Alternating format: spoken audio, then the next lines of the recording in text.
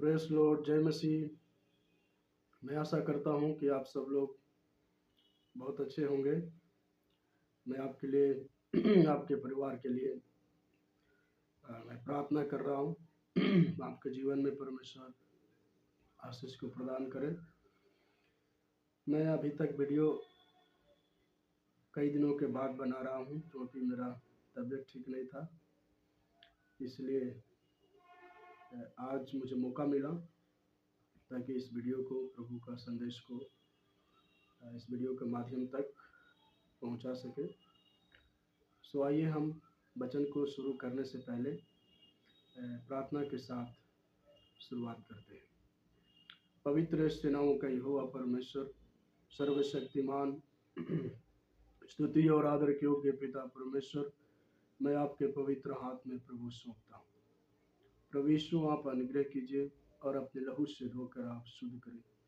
जितने लोग इस ऑनलाइन में इस वीडियो को देख रहे हैं, उन सभी को जीवन पर प्रभु आपकी आशीष हो। मेरे प्रिय भाई बहन, जितने लोग देख रहा है इस वीडियो को, इस ऑनलाइन मीटिंग को, प्रभु जी उनके जीवन पर आपकी बड़ी बरकत और आशीष हो। धन्यवाद पिता परमेश्वर, प्रभु यीशु के नाम से मांगते हैं, आमीन। एक बार फिर से प्रभु यीशु मसीह के सामर्थ्य नाम में आप सबको जय मसीह। जैसे कि आपको मालूम है, मैं फादर रितेश कुमार। आज हम सीखेंगे, मेरा चैनल का नाम है सनातन सुसमाचार।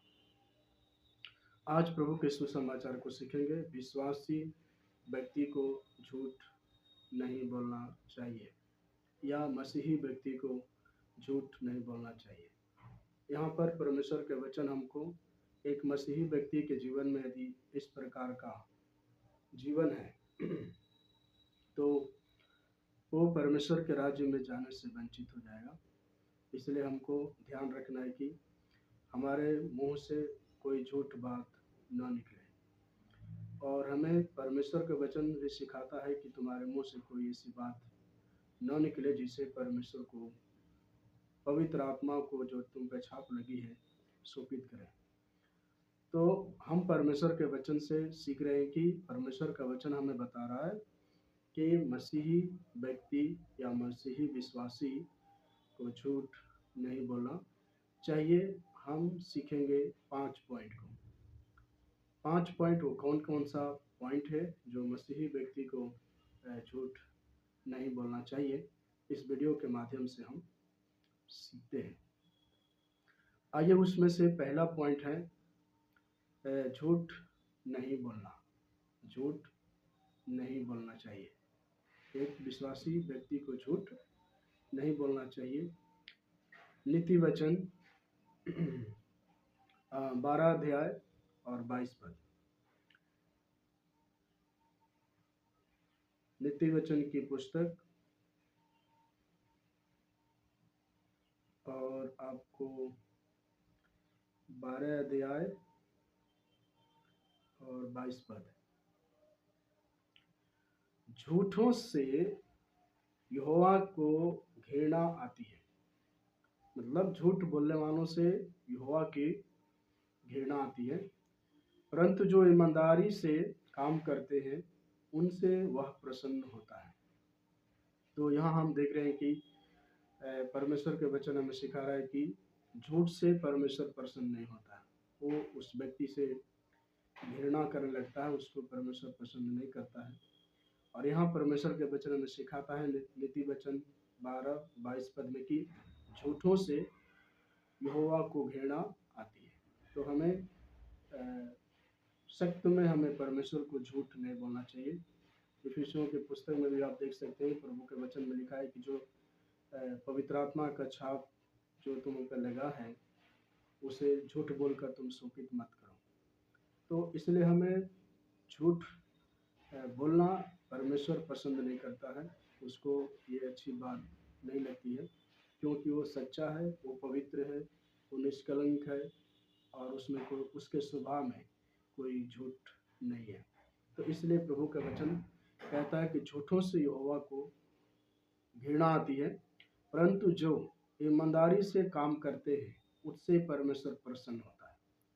जो ईमानदारी से बोलते हैं, ईमानदारी से अपने जीवन को बिताते हैं, ईमानदारी से सारे कार्यों को करते हैं, ऐसे व्यक्ति से परमेश्वर प्रसन्न होता है।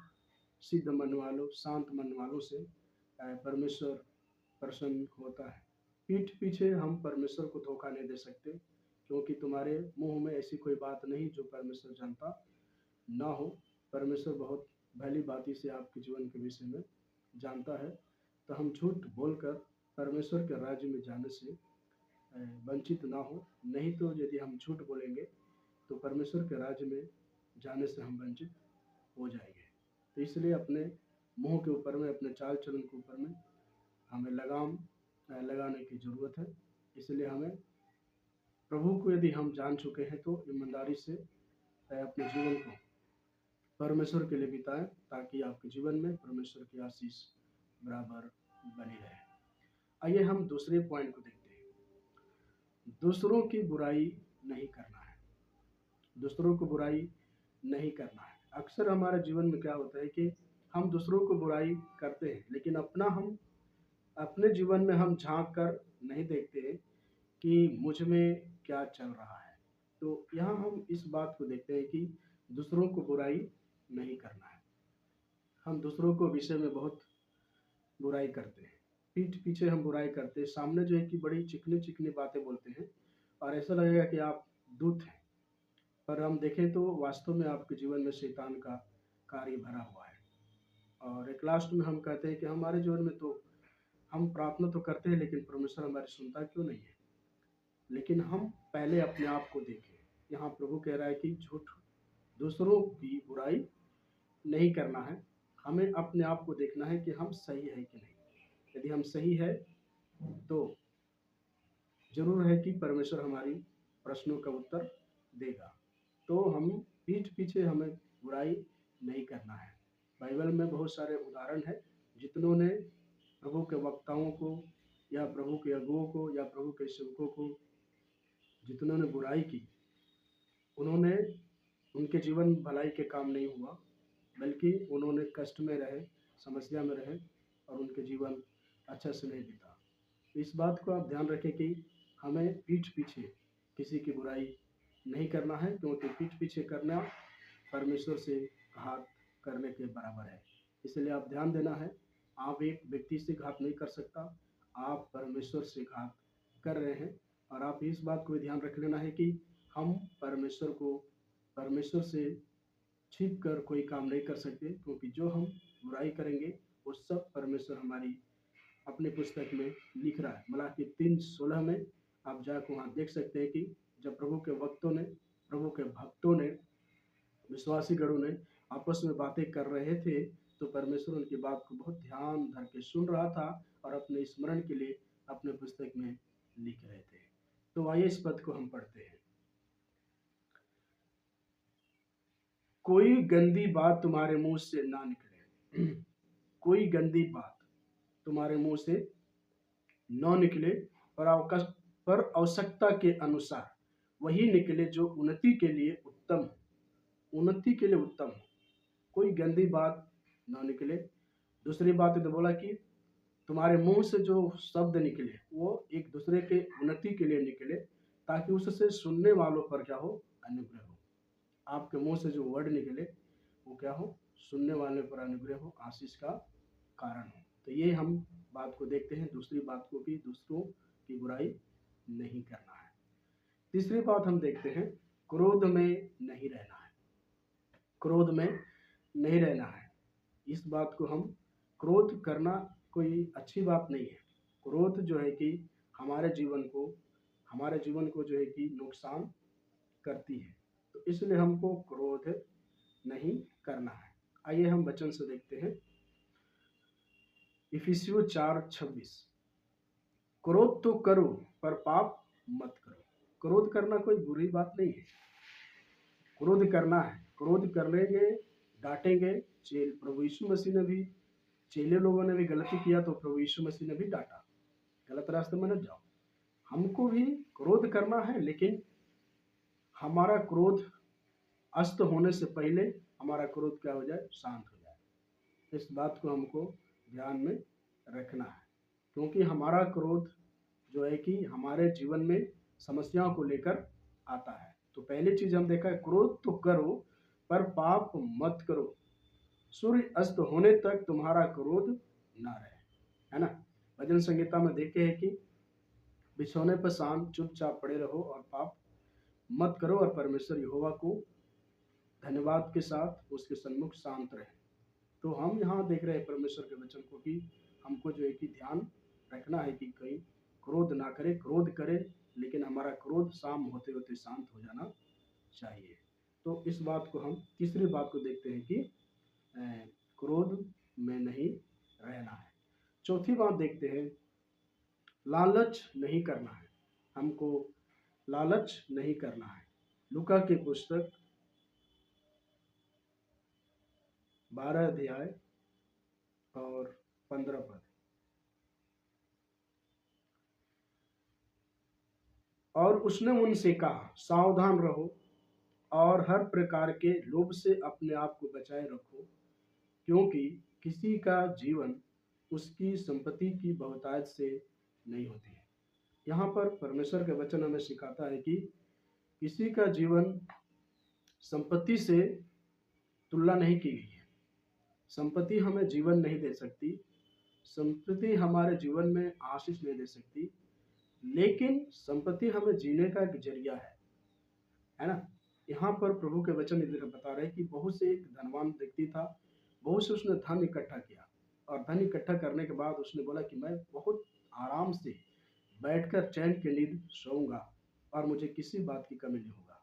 लेकिन यहाँ पर प्रभु के वचन हमें सिखाता है कि यहाँ पर 20 पद में, लूका 12 अध्याय 20 पद में, परंतु परमेश्वर ने उससे कहा, हे मूर्ख, इसी रात तेरा प्राण तुझसे ले लिया जाएगा, तब जो कुछ तूने इकट्ठा किया है वह किसका होगा। अब यहाँ पर हम उस धनवान व्यक्ति से कह रहा है कि उसने बोला कि मैं चैन से सोऊंगा, चैन से रहूंगा और बहुत दिनों तक जीऊंगा। लेकिन यहाँ प्रभु यीशु मसीह उससे प्रश्न कर रहे कि हे मूर्ख, यदि आज रात तेरा प्राण ले लिया जाए तो तू क्या करेगा। तो जो कुछ हमने रखा है बैंक में, बैलेंस में या धन में, या जो भी कुछ हम रखे हैं, जवाहरात रखे या कुछ भी रखे हैं, वो चीज़ें हमारा इस धरती के ऊपर ही रह जाएगा, एक भी उसमें से पॉइंट हमारे साथ नहीं जाएगा।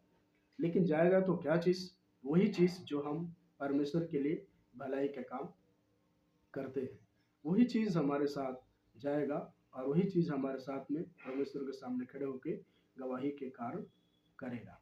तो यहाँ हम देख रहे हैं कि हमें लालच नहीं करना है।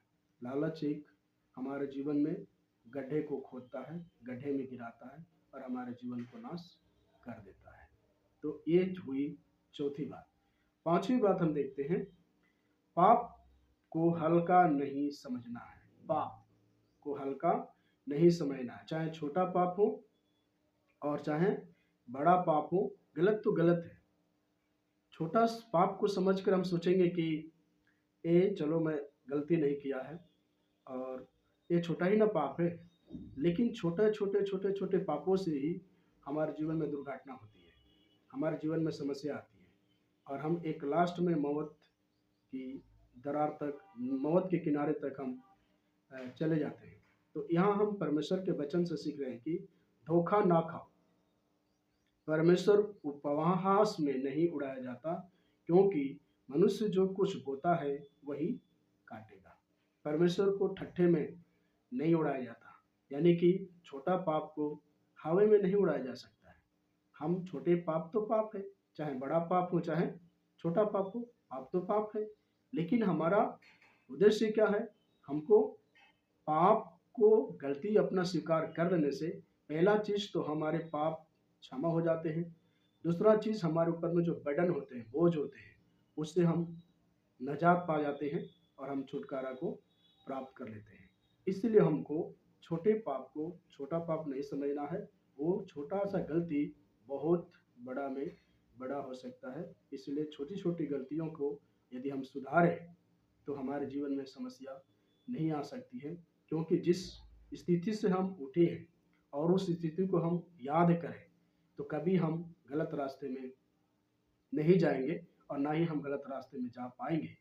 क्यों हम गलत रास्ते में क्यों जाते हैं? क्योंकि हम छोटी जिस जगह से हम उठे हैं, वहाँ के उस चीज़ों को हम याद नहीं करते हैं, क्योंकि हम भूल जाते हैं धनवान होने के कारण, या हम सब कुछ संपन्न होने के कारण छोटी गलतियों को भूल जाते हैं।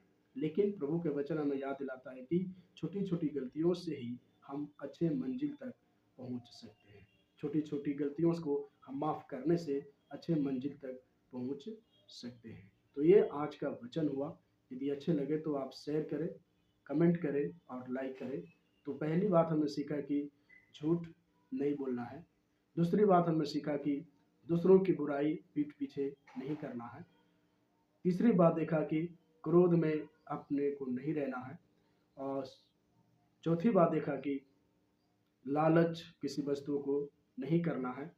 और पांचवी बात देखा, पाप को हल्का नहीं समझना है। सो आइए प्रार्थना के साथ इस वचन को समाप्त करते हैं। पवित्र सेनाओं का यहोवा परमेश्वर, आज हमने सीखा कि प्रभु जी, हम प्रभु को ग्रहण करने के बाद हमारे जीवन से कोई ऐसी गलती न निकले जिससे हम परमेश्वर के राज्य में जाने से वंचित हो जाए। प्रभु यीशु, आप आशीष दीजिए और अनुग्रह को प्रदान करें। जितने लोग मेरे भाई बहन इस वचन को सुनते, पढ़ते और देखते हैं, उनके जीवन पर आशीष हो।